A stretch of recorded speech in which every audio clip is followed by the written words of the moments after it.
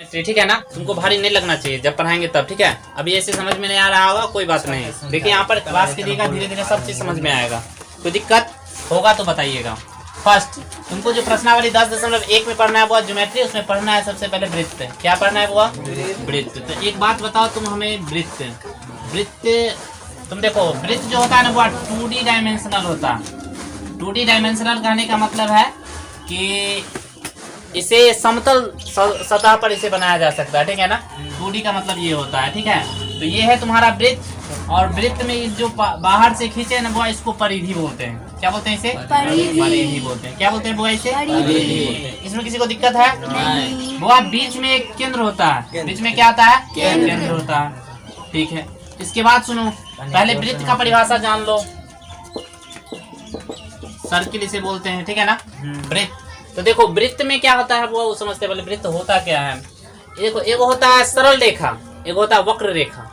सरल रेखा मतलब सीधा रेखा, सरल रेखा मतलब सीधा रेखा, वक्र रेखा मतलब टेढ़ा रेखा। वक्र रेखा मतलब लाइन बहुत तरह का होता है। जब तुम मान लो कि जा रहा है इलेक्ट्रिक क्षेत्र में या इंजीनियरिंग क्षेत्र में तो लाइन बहुत तरह का पढ़ना होता है। ठीक है, लेकिन हम जिस लाइन की बात करें यहाँ पर ये वक्र रेखा है। ठीक है ना, वक्र रेखा मतलब टेढ़ी रेखा, वक्र रेखा मतलब टेढ़ी रेखा। तो देखो अच्छा समझो, वृत्त किसको कहेंगे?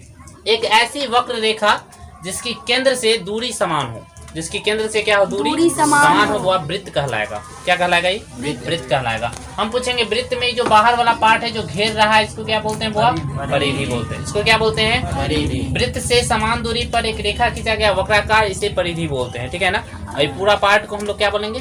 वृत्त बोलेंगे। ठीक है, आगे की अगर बात किया जाए तुमसे तो यहाँ पे देखो, केंद्र से परिधि को अगर मिला दे, केंद्र से अगर किसको मिला दे? परिधि को, तो इसको त्रिज्या बोलते हैं। वो केंद्र से परिधि को मिला दे तो उसको क्या बोलते हैं? त्रिज्या बोलते हैं। किसी को दिक्कत इस बात से है?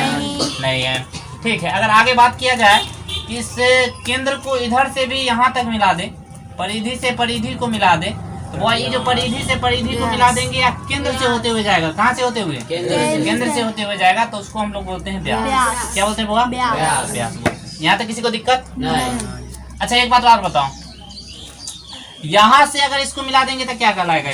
जीवा कहलाएगा। परिधि से परिधि को मिलाने वाली रेखा को क्या बोलते हैं? जीवा। तो सबसे बड़ी जीवा कौन होगा? व्यास। सबसे बड़ी जीवा क्या होगा? एक बात और, केंद्र से या केंद्र की तरफ दूरी बढ़ने पर जीवा बढ़ता जाएगा। केंद्र की तरफ दूरी बढ़ने पर जीवा क्या होता जाएगा? बढ़ता जाएगा। देखो परिधि से केंद्र, जैसे यहाँ पर देखो इतना छोटा जीवा है, धीरे धीरे ऊपर बढ़ेंगे तो बताओ जीवा बढ़ते जाएगा कि नहीं? और केंद्र से जो दूर हटेंगे तो जीवा छोटा होते जाएगा। किसी को दिक्कत है इस बात से? अच्छा एक बात और, परिधि क्या को खींच सकते हैं? परिधि केंद्र क्या को खींच सकते हैं?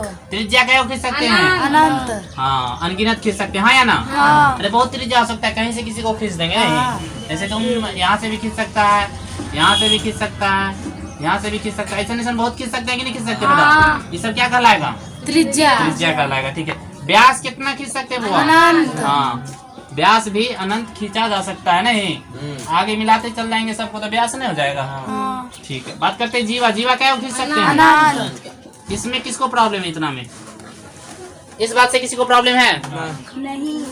अब परिभाषा की बात आता है, परिभाषा बिल्कुल आसान सा है, एक बार देख लेते हैं फटाफट। त्रिज्या, केंद्र से परिधि को मिलाने वाली रेखा को त्रिज्या कहते हैं। केंद्र से परिधि को मिलाने वाली रेखा को त्रिज्या कहते हैं। व्यास, परिधि से परिधि को मिलाने वाली रेखा जो केंद्र से होकर जाती है क्या कहलाती है? व्यास कहलाती है। ठीक है, जीवा, परिधि से परिधि को मिलाने वाली रेखा को जीवा कहते हैं। सबसे बड़ी जीवा कौन कहलाएगा? व्यास कहलाएगा। ये एकदम इम्पोर्टेंट दिमाग बात ही घुसा लो। ठीक है, अब करते हैं बात, वो इतना अंदर की रेखा की बात हुआ। ठीक है ना, देखो हमको जो पढ़ना है वो है स्पर्श रेखा। किस रेखा के बारे में पढ़ना है? तो पहले समझते हैं वृत्त। ये अगर वृत्त है, ये अगर क्या है? थोड़ा सा टेढ़ा हमको लग रहा है। ठीक है ना, ध्यान दोगे। ये अगर वृत्त है, मान लो क्या है? वृत्त है। तो देखो अभी जो हम रेखा खींचे स्पर्श किया है इसको? नहीं किया। थोड़ा और बढ़ाते हैं इसको, स्पर्श करवाते हैं। सॉरी, देखो स्पर्श करवाते हैं। बताइए कौन रेखा कहलाएगा? लेकिन अगर मान लो इसको अंदर से भेज देता ये छेदक रेखा कहलाएगा। क्या रेखा कहलाएगा बुआ? छेदक रेखा कहलाएगा। ये सभी रेखा कौन सी रेखा खिंचा रहा है? छेदक। लेकिन बताओ एगो फिर से स्पर्श रेखा खिंचाएगा कि नहीं? ठीक है, तो ये जो छू रहा है इसको स्पर्श रेखा बोलते हैं। इसको कौन रेखा बोलते हैं? स्पर्श रेखा। इसमें किसी को दिक्कत है? स्पर्श रेखा में प्रॉब्लम है? छू रहा है, स्पर्श कर रहा है, एकदम छू रहा, तो स्पर्श रेखा। अब वो अंदर से जा रहा है तो इसको कौन रेखा बोलेगा? ये सभी रेखाएं कौन सी रेखा कहलाती है? छेदक रेखा। कोई दिक्कत है इस बात से किसी को? नहीं। बाहर में रेखा इससे कोई मतलब है? नहीं। ये कोई रेखा कहलाएगा इसका? नहीं। नहीं कहलाएगा। ठीक है, अगर हम तुमसे ये पूछे कि अच्छा, इसमें कुछ पूछने वाला बात हमें लगता है। हाँ, ये रहा, ये बात, ये जो छू रहा है जहाँ पर, ये बिंदु कौन सा बिंदु कहलाएगा? स्पर्श बिंदु। कौन सा बिंदु कहलाएगा बुआ? स्पर्श बिंदु। अब बता, एगो बिंदु पर छुएगा कि बेसी बिंदु पर? एगो बिंदु पर। पूछेगा स्पर्श रेखा वृत्त को कितने बिंदु पर स्पर्श करते हैं? एक बिंदु पर स्पर्श करते हैं। कितना बिंदु पर स्पर्श करता है? एक बिंदु पर। बता, इतना में किसी को दिक्कत है? इस बात से किसी को प्रॉब्लम हुआ है? नहीं हुआ है। ठीक है, तो और बात क्या करें? हाँ, एक और बात पढ़ना है। स्पर्श रेखा जो होती है ना बुआ, जो स्पर्श रेखा हम लोग खींचते हैं, ये जो स्पर्श रेखा है त्रिज्या पर लंब होता है। त्रिज्या पर क्या होता है? लंब होता है। स्पर्श रेखा त्रिज्या पर क्या होता है? लंब होता है। तो पहला थ्योरम 10.1 पढ़ना है, स्पर्श रेखा त्रिज्या पर लंब होता है, इसके बारे में। तो फर्स्ट थ्योरम लिखेगा। अच्छा, ये सब बात तुम लोग जानता है ना? तो ये सब बात जानने के लिए कोई दिक्कत नहीं। तो प्रमेय पहला लिखेगा 10.1 प्रमेय निकालेगा कॉपी। प्रमेय 10.1 दे के -2 सबको हम मिटाते हैं। कोई दिक्कत है किसी को? है ना? है किसी को उतारना है? चलिए देखो, ये है तुम्हारा प्रमेय। वृत्त के किसी बिंदु पर स्पर्श रेखा, कौन सी रेखा? सबसे पहले तो एक वृत्त बना लेते हैं बुआ, समझना अच्छे से। एक वृत्त हमने यहाँ पर बना लिया, ठीक है?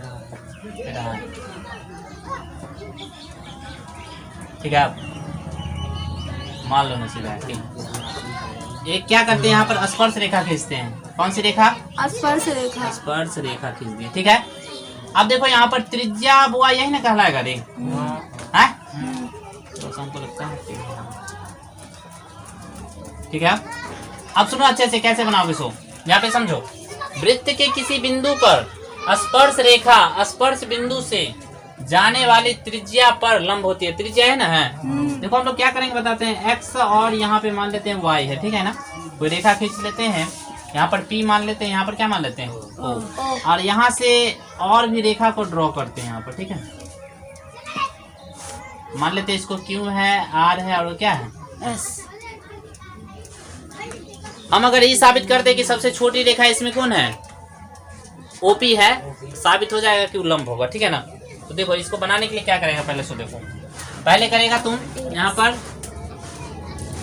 दिया है, क्या लिखेंगे बुआ? दिया है या गिव? लिखेंगे कोई वृत्त है, कोई वृत्त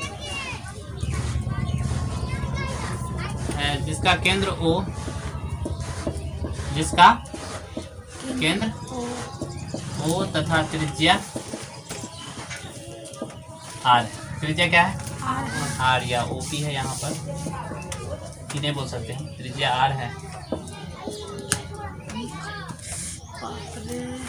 XY स्पर्श रेखा है। XY कौन रेखा है बुआ? स्पर्श रेखा है तथा P स्पर्श बिंदु है। P कौन बिंदु है? स्पर्श बिंदु है। रचना समझ में आ रहा है? ये बात तो देले है, ये बात ही देले है। रचना क्या किए सो देखो, OP OQ OR OS खींचे हैं किस पर? XY पर। किस पर खींचे बुआ? XY पर। XY रेखा पर OP OQ OS खींचा है ना, किए हैं। तो साबित करना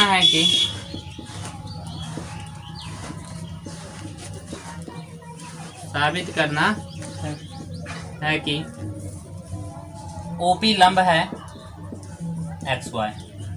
OP लंब है किस पर? है ना, लंबे ना रे, लंबा 90 डिग्री। तो देखो यहाँ पे क्या करेंगे बताते हैं। हम लोग लिखेंगे देखो अच्छा से, एक्स वाई अगर स्पर्श रेखा है बुआ, ये कौन सी रेखा है? स्पर्श रेखा है। हल कर रहे हैं हम लोग। एक्स वाई स्पर्श रेखा है,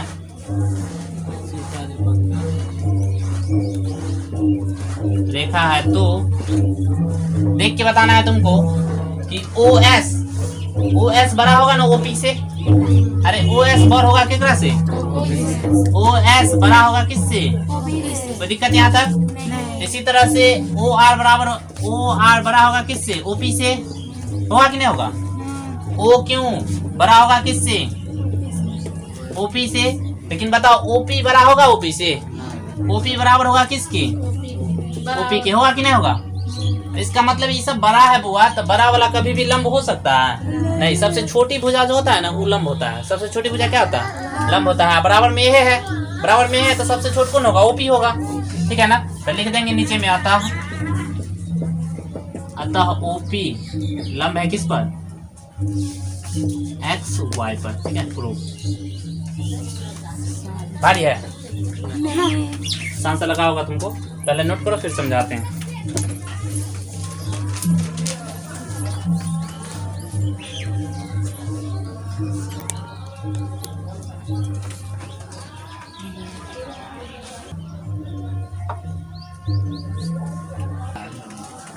प्रश्नावली 1 10.1 देखेगा। 1 10.1 क्वेश्चन है फर्स्ट।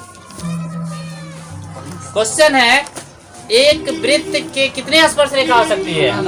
देखो कोई वृत्त हम खींच लेते हैं, स्पर्श रेखा की बात किया जाए तो ये स्पर्श रेखा होगा कि ना? अच्छा, ये स्पर्श रेखा होता है कि ना? ये वाला छुआ जाएगा उस सब स्पर्श रेखा होगा ना रे? तो बहुत सारा खींच सकते हैं कि एगो दूगो? बहुत सारा। फर्स्ट का आंसर क्या होगा बोलो? अनंत। जब भी हम तुमको चैप्टर पढ़ा रहे हो ध्यान देगा इधर। जब भी क्वेश्चन आंसर होगा ध्यान देगा इधर। ध्यान नहीं देगा टेस्ट में पीछे हो जाएगा। दो का पहला रिक्त स्थान की पूर्ति करे है। दो का पहला समझो। क्वेश्चन है किसी वृत्त की स्पर्श रेखा उसे डैश बिंदु पर प्रतिच्छेद करती है। एक बिंदु ना रे, स्पर्श बिंदु जहाँ पर होती है तो एक बिंदु इसका आंसर होगा या होगा स्पर्श बिंदु। कौन बिंदु? स्पर्श बिंदु। दूसरा क्वेश्चन है इसी में, वृत्त को दो बिंदुओं पर प्रतिच्छेद करने वाली रेखा को छेदक रेखा। बिल्कुल, अभी बताए थे कि ना? हाँ। देखो एगो ही हो तो ये सब रेखा कौन रेखा कहलाएगा? छेदक रेखा। तो आंसर क्या होगा बोलो? छेदक रेखा। कौन रेखा रे? छेदक रेखा। तीसरा क्वेश्चन पढ़ो। एक वृत्त की डैश समांतर रेखाएं हो सकती है। सुनो, कोई वृत्त है, समांतर रेखा की बात करेंगे। ठीक है ना? समांतर रेखा जब भी होगा ना वो तो व्यास पर होगा। किस पर होगा? व्यास पर। तो एगो यहाँ पर हो जाएगा रेखा, एगो रेखा यहाँ पर हो जाएगा, तब ना बीच की दूरी बराबर होगा। तो क्या वो समांतर रेखा हो सकता है? क्या वो समांतर रेखा हो सकता है? चौथा क्वेश्चन की बात कर लो हमसे। वृत्त तथा उसके स्पर्श बिंदु के उभयनिष्ठ बिंदु को कहते हैं। बोल। जैसे ही स्पर्श रेखा है तो इस बिंदु को कौन बिंदु कहते हैं? स्पर्श बिंदु। आंसर क्या होगा बोलो? स्पर्श स्पर्श बिंदु होगा कि ना? हाँ। तो चौथा का आंसर ही होगा। और भी क्वेश्चन है इसमें? तो नेक्स्ट क्वेश्चन है क्वेश्चन नंबर 3। क्वेश्चन नंबर क्या है बुआ? 3। इसको मिटा दे। ये तो समझ चुका है ना रे? कल भी समझाया थी बात। जो नहीं आया था वो नोट करेगा।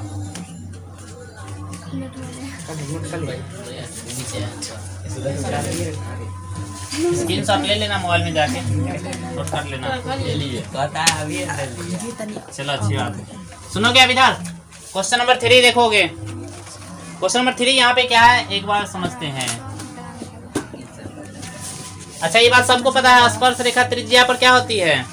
लंब होती है। तो क्वेश्चन यहाँ पर है 5 सेंटीमीटर त्रिज्या वाला वृत्त है। क्या सेंटीमीटर त्रिज्या रे बुआ? 5 सेंटीमीटर त्रिज्या। क्या सेंटीमीटर त्रिज्या? 5 सेंटीमीटर त्रिज्या। ठीक है, आगे। वृत्त के एक बिंदु P पर स्पर्श रेखा P क्यों? स्पर्श रेखा कौन बुआ? P क्यों? मान लेते हैं ये स्पर्श रेखा है, ये है P बिंदु। कौन बिंदु रे? P बिंदु। ये कथी है? O है। ये कथी है? क्यों है? जाने वाली रेखा Q पर इस प्रकार मिलती है कि O क्यों 12 है? O क्यों ना रे? P क्यों ना 12 है? O क्यों कितना है? 12। P क्यों लंबाई? ये 12 है बुआ। अच्छा तू बता, ये हुआ त्रिज्या आई हुआ स्पर्श रेखा तो यहाँ पर लंब होगा कि ना? हाँ। लंबा ने क्या डिग्री? 90 आ त्रिज्या कितने दिया है? 5। तो हमारा निकालना कथी है? P Q. निकालना कथी है? ऑब्जेक्टिव क्वेश्चन है, मस्त क्वेश्चन पूछता ही पूछता है, ठीक है। तो पी क्यू बता आधार है, पी क्यू क्या है? आधार। तो पी क्यू बराबर बोलो कौन प्रमेय से? पाइथागोरस प्रमेय। क्या कहता है पाइथागोरस प्रमेय बुआ? कर्ण स्क्वायर बराबर लंब स्क्वायर प्लस आधार कर्ण स्क्वायर बराबर लंब स्क्वायर जोड़ आधार स्क्वायर। तो हम आधार निकाल रहे थे, आधार बराबर ना हो जाएगा रूट अंडर कर्ण स्क्वायर माइनस यानी कि O Q square minus OP square ना रे। कर्ण स्क्वायर माइनस लंब स्क्वायर। कर्ण की जगह कितने हैं? 12। लंब की जगह कितने हैं? 5 बराबर। हाँ 144 5 144 में से 25 गया 119 रूट अंडर के बाहर रे। रूट अंडर इतने इकाई आंसर हो जाएगा। अगर सेंटीमीटर देता तो सेंटीमीटर होता, मीटर देता था मीटर होता। सेंटीमीटर दे रही सेंटीमीटर सॉरी सेंटीमीटर है तो आंसर क्या होगा? Option number D. Option number क्या होगा इसका? बताओ समझने में जिसको परेशानी हाथ खड़ा करेगा, पीछे आगे इधर उधर नहीं ना। नेक्स्ट क्वेश्चन, क्वेश्चन नंबर 4 की बात कर लेते हैं एक बार। इसी में कर ले, इसको मिटा दें। चलो यहीं पर कर लेते हैं। क्वेश्चन नंबर 4 समझोगे क्या है? एक वृत्त खींचिए और एक दी गई रेखा के समांतर 2 ऐसी रेखा खींचिए कि उसमें एक स्पर्श रेखा तथा दूसरी छेदक रेखा। तो तुमको अपना मन से क्या करना है? एगो वृत्त खींच लेना है। क्या खींच लेना है बुआ? वृत्त खींच लेना है। एगो खींच लेना है स्पर्श रेखा, एगो खींच लेना है इसी के समांतर। इसी के समांतर खींचना क्या होता है बता देते हैं। यहाँ पे 90 डिग्री का कोण बनाओगे, ठीक है। 90 डिग्री का कोण ऊपर जाएगा, ठीक है ना। यहाँ पे 90 डिग्री का कोण बनाएगा तो 90 डिग्री का कोण बनाएगा तो इधर ना होगा, इधर एक बढ़ा देगा। तो बताइए 90 डिग्री के कोण होगा कि ना? समांतर रेखा भी होगा। तो ये जो अंदर से रेखा गई है इसको कौन रेखा बोलेगा? छेदक रेखा। नीचे वाला रेखा को कौन रेखा बोलेगा? स्पर्श रेखा। बता खींचना है, ऐसे ही खींच लेगा। वैसे हम एक्सरसाइज 11.1 में बहुत कुछ बताने वाले हैं, उसमें सब कुछ समझ में आ जाएगा तुमको, कोई दिक्कत नहीं। यहाँ पर क्या होगा? लंब होगा ना, ठीक है। तो इस तरह से तुमको रेखा खींचना था। चैप्टर क्या हो गया तुम्हारा? बिल्कुल आसान सा चैप्टर था। 10.2 बचा लेना। 10.1 एक्सरसाइज खत्म हुआ नहीं, ऐसे ही 2 एक्सरसाइज खत्म हो गया था तुरंत से, याद है? चलो नोट करना है जिसको नोट करो। नेक्स्ट चलेंगे 10.2 पे।